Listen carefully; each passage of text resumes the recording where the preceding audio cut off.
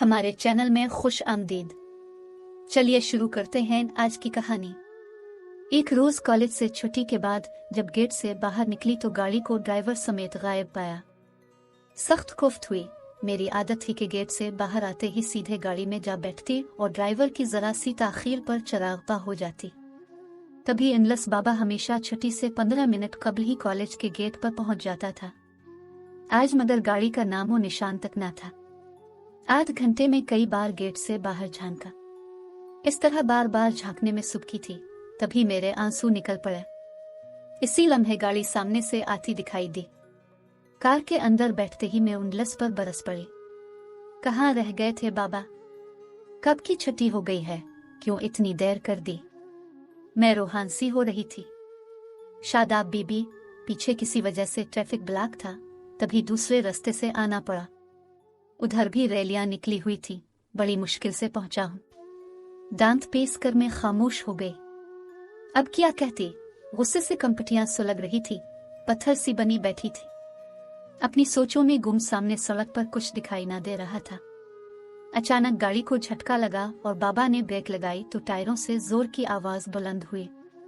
गाड़ी किसी चीज से टकराई थी और कोई हमारी कार से टकराकर एक तरफ गिरा था। तभी वो कपड़े झाड़ते हुए उठ खड़ा हुआ। इसे चोट लगी थी और कुहनियों पर रगड़ वगैरह भी आई थी। माथे पर खून की लकीर थी। मैं पहले ही गुस्से में भरी बैठी थी। ये हादसा सख्त मुस्तरब कर गया। दांत पेस कर बड़बड़ाई, अंधे हो गए हो, देखकर नहीं चलते? अभी अगर तो मर जाता।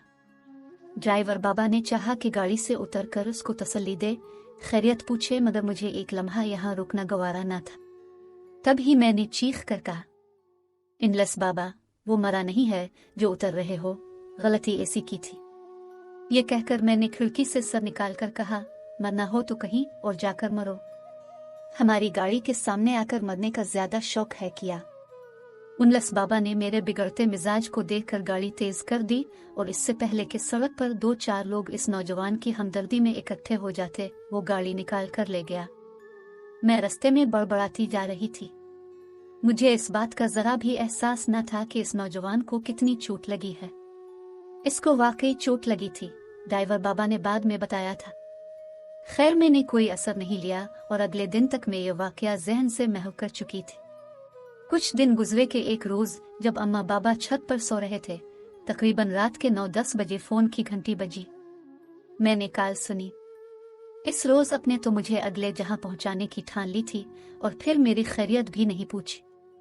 इस बात की शिकायत करने के लिए फोन किया है। आपको हमारी गाड़ी के सामने आने को किसने कहा था? क्या मरने का बहुत शौक है? मुझे मरने का इस कदर शौक नहीं है। आपकी सूरत देखकर खो गया था, तभी कार के रूबरू आने का पता ना चला। लेकिन आपकी संगदिली देखकर हैरान हूं। क्या खूबसूरत लोग इस कदर संगदिल होते हैं। एक लम्हे को तो समझी नहीं, तभी याद आ गया कि ये वही नौजवान है जो गलती से हमारी कार के नीचे आते आते बचा था। देखकर चला करो, ये कहकर मैं फोन बंद करने को थी कि मेरे कानों में आवाज आई, अल्लाह ने अच्छी शक्ल दी है तो इस पर इतना घमंड करने की क्या जरूरत है। अल्लाह चाहे तो इस अच्छी शक्ल को बदसूरत भी कर सकता है। इसकी बेहुदा गुफ्तगू सुनकर और गुस्सा आया और मैंने फोन बंद कर दिया। जरा देर बाद फिर घंटी बजी। मैंने रिसीवर उठाकर नीचे रख दिया और जाकर लेट गई। जहन सुलग रहा था। रात में देर तक करवटें बदलती रही। सुबह बेदार हुई तो सर में हल्का हल्का दर्द था। तबीयत मुजमहिल हो रही थी। जी चाहा कॉलेज न जाऊं, तभी अम्मा कमरे में आ गई और बोली, शादाब, आज कॉलेज मत जाओ। तुम्हारे चचा दुबई से आ रहे हैं, इनके लिए कुछ तैयारी करना है, सामान भी खरीदने जाना है। नहा धोकर मैं तैयार हो गई और नाश्ते के बाद अम्मा ने लिस्ट पकड़ा दी कि उनलस बाबा के साथ जाकर ये सामान ले आओ, मैंने कुछ दूसरे काम करने हैं। मैंने लिस्ट पर नजर डाली। घर के करीब ही जनरल स्टोर था। मैंने बाबा से कहा, यहीं रुककर कुछ सामान ले लेते हैं, बाकी बाजार से लेंगे। जूं ही मैं जनरल स्टोर पर पहुंची, बगैर सर उठाए लिस्ट में से चीजों के नाम बताने शुरू कर दिए। जब सर उठाया तो सामने वही मजरूब बैठा था जो इस दिन हमारी गाड़ी से टकराया था। इसके माथे पर जख्म का निशान ताजा था। उसे देखकर मेरा रंग उड़ गया। उसने मुस्कुरा कर सलाम किया। मैं बगैर सलाम का जवाब दिए फौरन ही स्टोर से उतर आई। इसकी मुस्कुराहट ऐसी जहरीली और तंज भरी थी कि मेरा सारा वजूद ही सुलग उठा। तभी मैंने फैसला कर लिया कि मैं उसके खिलाफ कोई ना कोई एक्शन जरूर लूंगी। अगर उसने दोबारा मुझे फोन किया तो मैं उसकी शिकायत बाबा से करके उसे पुलिस के हवाले कर दूंगी। मैंने तमाम खरीदारी सदर बाजार से की और जब घर पहुंची तो अम्मा को इंतजार में पाया। उन्होंने कहा, जल्दी जल्दी मेहमानों वाला कमरे दुरुस्त कर दो, वो लोग आने वाले हैं। चचा चची की फैमिली मुख्तसर थी, लेकिन अम्मा ने तो इतना एहतमाम किया था जैसे कोई बड़ा कुंबा आने वाला हो। अम्मा का एहतमाम दुरुस्त था। चचा चची के साथ एक और फैमिली भी आई थी। ये लोग दुबई से उनके साथ आए थे, अपने कजिन राहील और उसकी बहन सोनू के साथ। उनको जानती थी, मगर उनके हमरा अंकल फिदा के बेटे मंसूर और उसकी बहन माहम से मुलाकात पहली दफा हुई थी। हमारे घर में रौनक हो गई। राहील हंसमुख और शोख किस्म का लड़का था, जबकि मंसूर और माहम पुरतकल्लुफ रहने वाले थे। उन्होंने खाना खाने के बाद आराम किया और शाम को राहील ने कहा, शादाब गाड़ी में बैठो, सोनू और माहम को शॉपिंग करवानी है। जो ही हम गाड़ी में निकले अचानक एक नौजवान सामने आ गया। वो हमारे बंगले से कुछ दूर सड़क पर खड़ा था। इस बार भी वो बच गया। मुझे इतना गुस्सा आया कि मेरे आंसू निकल आए। ये वही नामकूल था। लगता था कि वो अचानक नहीं आया, बल्कि सदियों से इसी जगह साकित खड़ा था। हमारी गाड़ी के नीचे आने के लिए वो पत्थर सा हो गया था। राहील ने ड्राइवर से कहा, बाबा देखो क्या हुआ है। तभी मैंने मजनू को घूरा। वो कपड़े झाड़ते हुए हमारी तरफ देखकर मानी खेज अंदाज में मुस्कुरा रहा था। वो ढीठ अपनी इस हरकत पर जरा सा भी परेशान नहीं था। ये दूसरी बार है, खुदा की पनाह, इससे मरने का कितना शौक है। अब तो मैं जरूर उसकी शिकायत करूंगी। गुस्से से मेरी कंपटियां सुलग उठी। हमारे घर मेहमान मौजूद थे, सोचा ये जाएंगे तो उसकी खबर लूंगी। मामू का घर करीब था। उनका बेटा अमजद बीए में पढ़ता था। वो मिजाज का बहुत तेज था और किरदार का भी सही ना था। मैं सोचने लगी कि अब्बा जान की बजाय क्यों ना मैं अमजद की खिदमत हासिल कर लूं। इस स्टोर वाले की शिकायत इसी से कर दूं। वो अपने गुंडे किस्म के दोस्तों की मदद से इसकी बीच सड़क पर ठुकाई करेंगे तो इसका दिमाग दुरुस्त हो जाएगा। अमजद तो उन कामों का माहिर था। इस रोज शाम को बाहर शोर सुना। तभी अनलस बाबा ने आकर बताया कि अमजद और उसके दोस्तों की किसी बंदे से लड़ाई हुई है और उन्होंने एक लड़के को सड़क पर मारा है। इस बेचारे को अस्पताल ले गए हैं। ये सुनते ही मेरे पैरों तले से जमीन निकल गई और आंखों के आगे अंधेरा सा छाने लगा। मुझे गुमान भी न था कि अमजद इतनी जल्दी ये काम कर देगा। बड़ी मुश्किल से खुद को संभाला और जाकर अपने बिस्तर पर गिर गए। ओ मेरे खुदाया, ये क्या हुआ। अब मुझे मामले की संगीनी का शिद्दत से एहसास हुआ। खामखा मैंने एक इंसान को पिटवाया। खुदा जाने उन्होंने उसकी क्या हालत कर दी है। खुदा, अब क्या करूं, कैसे इसके अहवाल पता करूं। ना चाहते हुए भी दिल बेताब हो गया। सोचा ड्राइवर बाबा से कहूं कि स्टोर पर उस नीली शर्ट वाले का हाल पूछ आओ, लेकिन फिर ख्याल आया बाबा पूछेगा कि क्यों, तुम्हें किसी का हाल पूछने की क्या पड़ी है। फिर क्या करूं, सोच सोच कर हलकान हो रही थी। अब तो मुझे सुकून ही नहीं आ रहा था। जब किसी का सुकून न आया तो मैंने खुद ही इसका हाल मालूम करने का इरादा कर लिया। बगैर किसी को कुछ बताए मैं घर से निकल पड़ी। स्टोर पर पहुंची तो सामने ही राज नजर आ गया, हंसता मुस्कुराता हुआ। आज वो नीली शर्ट और काली पैंट में नहीं था, बल्कि सफेद शलवार में मलबूस था। वो बिल्कुल ठीक ठाक था। यकीनन इसकी पिटाई नहीं हुई थी, वरना वो स्टोर पर ऐसे हशाश बशाश ना बैठा होता। जान लिया मैंने कि किसी और की शामत आ गई है। ये सोचते ही मेरे तन बदन में आग लग गई। जलती सुलगती घर लौटी। अमजद आया हुआ था। कहने लगा, तुम कहाँ थी कजिन, तुमने मुझे मरवा दिया। मैंने नीली शर्ट वाले की इतनी शामत बुलाई है कि अब मेरी शामत आ गई है। वो उदय मुआ अस्पताल में पड़ा है और मुझ पर जरूर पुलिस केस बनेगा। मामू जान कहाँ हैं? मैंने पूछा। अब्बा जान पुलिस से मामला तय करने गए हैं। 1 लाख का खर्चा पड़ गया है। मैं क्या कहती, हैरत में डूबी रही। जिसको सबक सिखाना था वो भला चंगा स्टोर पर बैठा था। जिसकी शामत बुलाई गई थी, जो मुफ्त में पिटकर अस्पताल पहुंच गया था, वो बेचारा कोई और था। इत्तेफाक से नीली शर्ट और काली पैंट पहनकर स्टोर पर आ गया था। ये गलती पर गलती हो रही थी। कितना नुकसान हो गया था। मैं अंदर से सहम गई थी, लेकिन अमजद, मैंने इसकी जानिब देखा। इससे कुछ भी मलाल ना था। वो पुरसुकून सा बगौर मेरे चेहरे को पढ़ रहा था। इसकी चुभती निगाहों के तीरों से बचने के लिए मैं फिर अपने कमरे में जा बैठी। मैंने हाथों से सर थाम लिया। ये क्या हो रहा है? मैं किसी अजाब में गिरफ्तार हो गई थी। वो रात मैंने कांटों पर बिसर की। तमाम रात मुझे नींद नहीं आई। अगले रोज कॉलेज से लौटी तो पता चला कि मामू मुमानी अपने इस नाहंजार सपूत अमजद का रिश्ता लाए हैं मेरे लिए। हैरत और दुख से मेरी आंखों में आंसू आ गए। दुख इस बात का कि मामू ने मेरा रिश्ता अपने आवारा और लोफर बेटे के लिए मांगा था, जबकि उनको पता था कि मेरे वालिदैन कभी भी इस रिश्ते को कबूल नहीं करेंगे।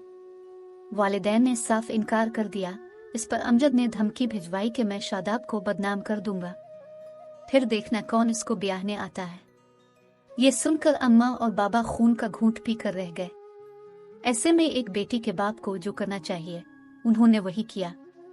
उन्होंने मेरे रिश्ते के लिए तगोदो शुरू कर दी ताकि जल्द अज जल्द वो मेरे फर्ज से सुबुकदोश हो जाएं। मामू से भी शिकायत की गई, लेकिन वो सब चिकने घड़े थे, उन पर क्या असर होना था। ये हालात राज के हक में बेहतर साबित हुए। इसने अपने वालिदैन को राजी किया कि वो मेरा रिश्ता मांगे। एक महल्लेदार के तवस्सुत से ये लोग हमारे घर रिश्ता मांगने आए। राज का घराना मुद्दतों से यहाँ रहाइश पजीर था और तमाम महल्लेदार उनको बहुत अच्छी तरह जानते थे। वालिद साहब को इस खानदान के बारे अच्छी रिपोर्ट मिली और लोगों ने लड़के के बारे में भी बहुत अच्छी रिपोर्ट दी। वालिद साहब ने हर तरह से इत्मीनान करके रिश्ता मंजूर कर लिया और मेरी मन्नी राज से हो गई। मन्नी के बाद राज ने मुझसे फोन पर राब्ता रखा। तकरीबन हम रोज बात करते थे। उससे मुझ पर पूरा भरोसा था। वो मुलाजमत की तलाश में था। कहता था, दुआ करो मुझे अच्छी मुलाजमत मिल जाए, बाबा जान इसी तगओदो में लगे हुए हैं। ये वही राज था जिसे मैंने पहली नजर में मुस्तरद किया था। वो अब दिल में घर कर चुका था। उसने मेरे दिल में जगह बना ली थी। इससे फोन पर बातें करती थी और भी अच्छा लगता था। सोचती थी जिससे नफरत करती थी, खुदा ने इसी को जीवन साथी बना दिया है। कैसी अनहोनी हो गई है, खुदा की कुदरत है ये भी। एक दिन राज ने मुझे फोन किया। इसका लहजा टूटा हुआ सा था। कहने लगा, शादाब बुरा मत मानना, एक बात कहूं, मुझे शक सा है कि कहीं अमजद से तुमने किसी मोड़ पर बेवफाई तो नहीं की। यह सुनना था कि मेरे हाथ पांव कांपने लगे और फोन हाथ से छूट कर गिर गया। मैंने बड़ी मुश्किल से खुद को संभाला और फोन बंद कर दिया। सोचने लगी, सच कहते हैं हर मर्द शक्की होता है। फिर जब एक बार शक मर्द के दिल में बैठ जाए तो ये नाग जरूर खुशियों को डस लेता है। थोड़ी देर के बाद दोबारा घंटी बजी। मैंने फोन उठाया। मेरा ख्याल दुरुस्त था, ये राज था। तुम बुरा मान गई हो शादाब, मुझे मुआफ कर दो, मैंने तो यूं ही बात कह दी थी। आखिर तुम भी एक आम मर्द साबित हुए। अगर किसी रिश्ते की बुनियाद झूठ पर रखी जाए तो वो आगे चलकर पायदार साबित नहीं हो सकता। बेहतर है तुम फौरन ये रिश्ता खत्म कर दो, वरना आगे चलकर तुम्हारे ताने मेरी जिंदगी बर्बाद कर देंगे। वो बहुत परेशान हुआ। शादाब मुझे मुआफ कर दो। जो बात, जो वसवसा मेरे दिल में था, मैंने कह दिया है। तुम मेरे लहजे की सच्चाई को समझो। बस इतना कह दो, सब गलत है। तुम सच बात दोहरा तो सकती हो। मैं तुमको कोई तकलीफ देना नहीं चाहती, लेकिन शक की बुनियादों पर कायम रिश्ता ज्यादा देर तक नहीं चल सकता। तुमको मन्नी के बंधन से आजाद करना चाहती हूँ।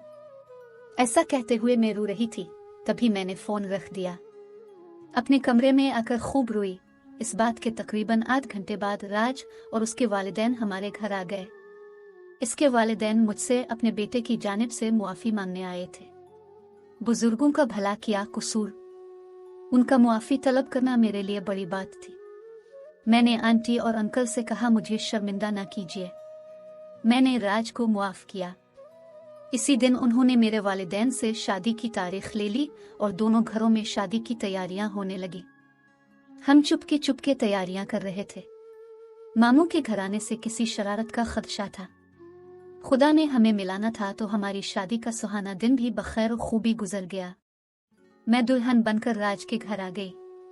अल्लाह ने इसका ख्वाब पूरा किया और मुझे भी उसके खूबसूरत ख्वाब की सूरत में ताबीर एक अच्छे शौहर के रूप में मिल गई। वालिद साहिब के इंतकाल के बाद चचा जान ने वापस वतन आने का फैसला कर लिया और ये लोग दुबई छोड़कर पाकिस्तान लौट आए।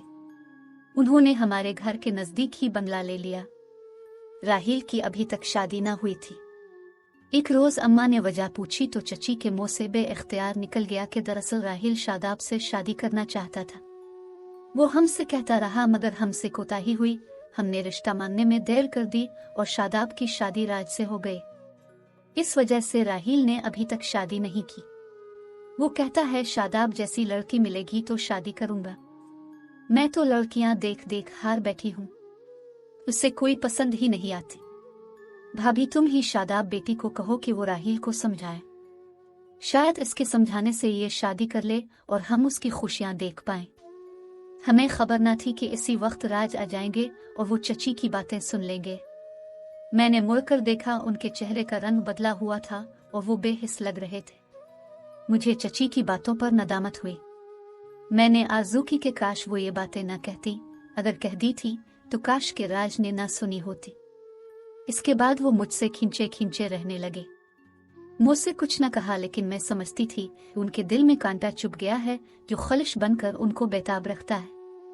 शादी के 6 साल बाद में उम्मीद से हो गई। उन्हीं दिनों राज का तबादला दूसरे शहर हो गया।